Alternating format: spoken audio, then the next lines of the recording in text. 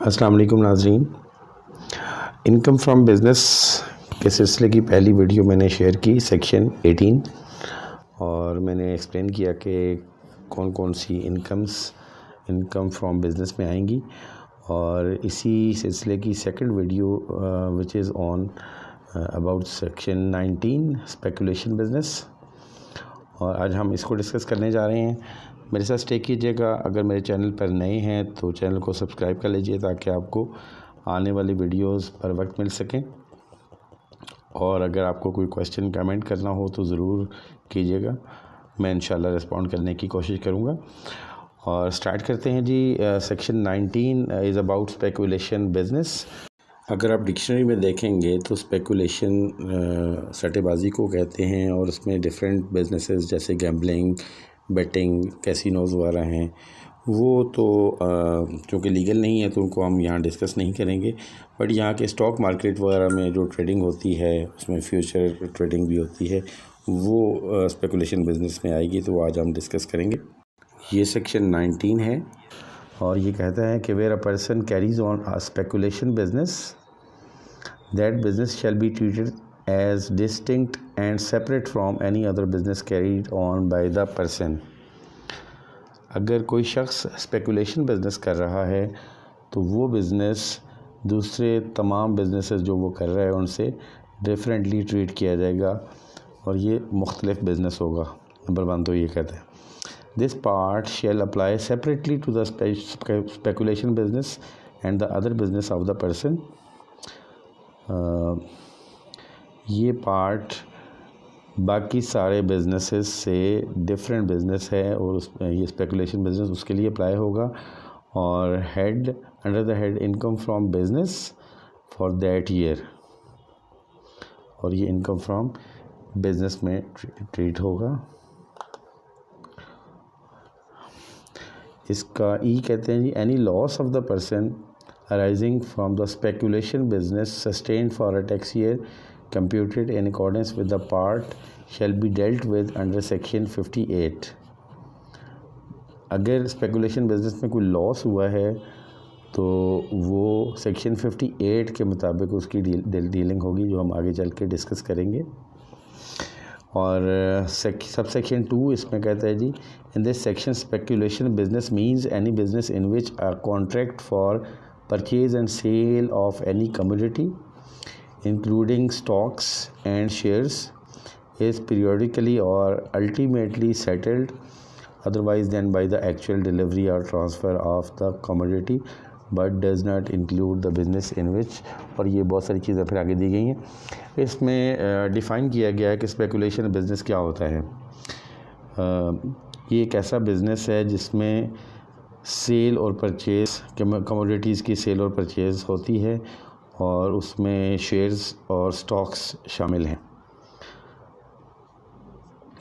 और इसकी निशानी है या इसकी कंडीशन ये है कि वो जो स्टॉक्स एंड शेयर्स हैं जिनकी परचेज़ और सेल्स हो रही है और वो अल्टीमेटली सेटल हो जाए otherwise than by actual delivery और ट्रांसफ़र ऑफ कमोडिटी।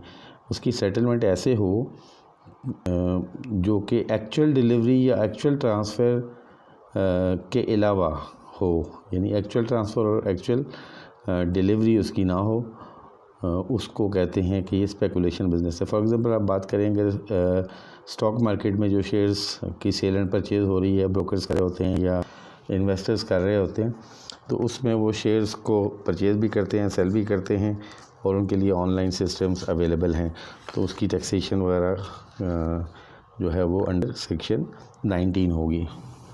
इसमें क्या क्या शामिल नहीं है। A contract in respect of raw materials or merchandise is entered into by a person in the course of the manufacturing or mercantile business to guard against loss through future price fluctuations for the purpose of fulfilling the person's other contract for actual delivery of goods to be manufactured or merchandise to be sold. यानी ऐसा contract जो raw material या inventory के हवाले से हो और जो एक शख्स साइन करता है अपनी मैन्युफैक्चरिंग या मर्केंटाइल बिजनेस उसका अगर है, उस सूरत में अगर वो अपने रॉ मटेरियल्स या मर्चेंडाइज़ की सेल एंड परचेज़ करता है और उसके लिए एक एग्रीमेंट साइन करता है, और उसमें वो फ्यूचर प्राइस फ्लक्चुएशंस के ख़िलाफ़ अपनी प्रोटेक्शन करने के लिए वो ये करता है। For the purpose of fulfilling the person's other contract, जो कोई कॉन्ट्रैक्ट बिज़नेस कॉन्ट्रैक्ट साइन हुआ है उस की कंडीशंस, फॉर एग्जांपल एक contract for supply of goods है और फ्यूचर में चूँकि प्राइसेस अनएक्सपेक्टेड होती हैं तो उनको प्रोटेक्ट करने के लिए वो एक अलग कॉन्ट्रैक्ट साइन करता है जिसमें वो फ्यूचर प्राइस को फिक्स कर लेता है या उसकी मैनेजमेंट कर लेता है कि फ्यूचर की फ़लाँ डेट को ये रेट होगा, ठीक है। और अब ये जो कॉन्ट्रैक्ट है this will not be called the speculation business. इसी तरह एक कॉन्ट्रैक्ट है स्टॉक्स एंड शेयर्स के हवाले से, जो कि एक डीलर और इन्वेस्टर के दरमियान होता है। डीलर या इन्वेस्टर जो उसको साइन करता है, और to guard against loss in persons holding of stock, जो स्टॉक्स को होल्ड करने के लिए, शेयर्स को होल्ड करने के लिए अगेंस्ट द प्राइस फ्लक्चुएशंस, वो किसी डीलर, अगर कोई डीलर साइन करता है तो वो भी स्पेकुलेशन बिजनेस में नहीं आएगा। सी क्या कहता है कि जी a contract is enter into by a member of a forward market or stock exchange in course of any transaction in the nature of jobbing, arbitrage to guard against any loss which may arise in the ordinary course of the person's business such as such member। और ऐसा contract जो एक member sign करता है forward market या stock exchange में का, वो यानी कि he should be a member of stock exchange और अ फॉरवर्ड मार्केट, और ट्रांजैक्शन कोई उसमें ऐसी ट्रांजैक्शन है जो कि जॉबिंग या आर्बिट्रेज की ट्रांजैक्शन है, उसको गार्ड करने के लिए ताकि फ्यूचर में उसको कोई लॉस ना हो, ठीक है, तो वो भी एज स्पेकुलेशन बिजनेस करार नहीं पाएगा। तो अभी हमने बात की थी सेक्शन 58 की, तो अभी हम देखते हैं कि जी सेक्शन 58 क्या है।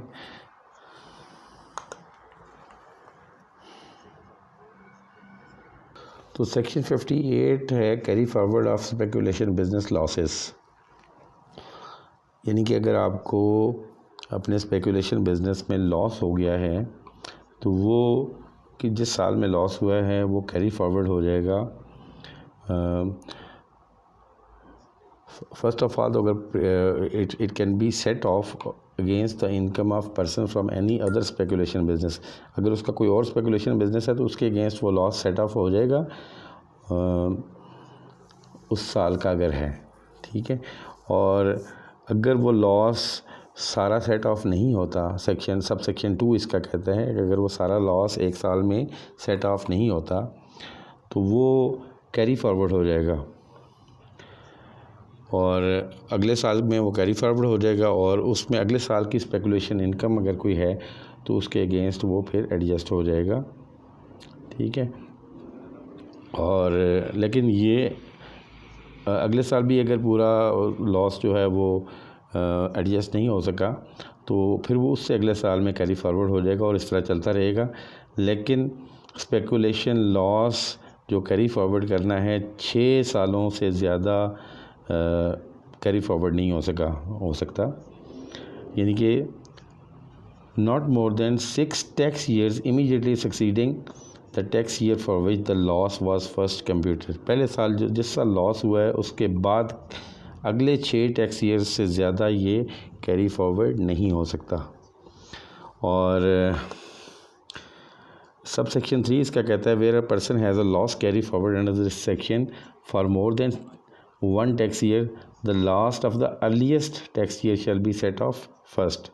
तो अगर एक टैक्स पेयर को स्पेकुलेशन बिजनेस में मोर देन 1 ईयर यानी 1 साल से ज़्यादा लॉस हुआ है तो वो चूँकि कैरी फॉरवर्ड हो जाता है, तो अब एक टैक्स ईयर में जब आप उसको सेट ऑफ करने जाएंगे, तो सेट ऑफ करते हुए आप ये सबसे पहला साल जिसमें लॉस था वो आप सेट ऑफ करेंगे, उसको एडजस्ट करेंगे, और फिर उसके बाद नेक्स्ट, यानी कि आप चलेंगे सबसे पुराना। तो लाइफो यानी लास्ट इन फर्स्ट आउट, तो सबसे लास्ट जो टैक्स था वो आप पहले सेट ऑफ करेंगे, और उसके बाद फॉर एग्ज़ाम्पल 2016 में लॉस हुआ था और 17 में हुआ था, तो पहले आप 2016 का लॉस सेट ऑफ करेंगे, और अगर कोई उसके बाद इनकम बच जाती है तो वो फिर आप 2018 का लॉस सेट ऑफ करेंगे। ये वो प्रोविजंस थी जो इनकम टैक्स ऑर्डिनेंस में स्पेकुलेशन बिज़नेस के हवाले से थी। और स्पेकुलेशन जिसको आप यकीनन समझते होंगे कि जहाँ पे आप सट्टेबाजी करते हैं या कोई ऐसा बिज़नेस जिसमें आप अपने नॉर्मल बिज़नेस नहीं है, ये सट्टेबाजी का बिज़नेस जिसको कहा जाता है। और अगर आप इसको देखें, जहाँ पे सब सेक्शन 2 में हमने स्पेकुलेशन बिज़नेस को डिफ़ाइन किया था, और उसमें यह है कि सेल और परचेज़ ऑफ एनी कमोडिटी होती है, जिसमें स्टॉक्स एंड शेयर्स भी शामिल हैं, और जिसमें एक्चुअल डिलीवरी और या ट्रांसफ़र ऑफ कमोडिटी नहीं होती, बल्कि उसको पीरियडिकली सेटल किया जाता है। आई होप कि ये वीडियो आपके लिए बेनिफिशियल होगी। अपने कमेंट्स ज़रूर दीजिएगा, और आने वाली वीडियोस में इंशाल्लाह मैं इस हवाले से डिस्कस करूँगा कि स्पेकुलेशन बिज़नेस या इनकम फ्रॉम बिज़नेस को टैक्स कैसे किया जाता है और उस पर रेट्स क्या हैं। तो इजाज़त दीजिएगा। अल्लाह निगहबान। अस्सलामु अलैकुम रहमतुल्लाहि व बरकातुहू।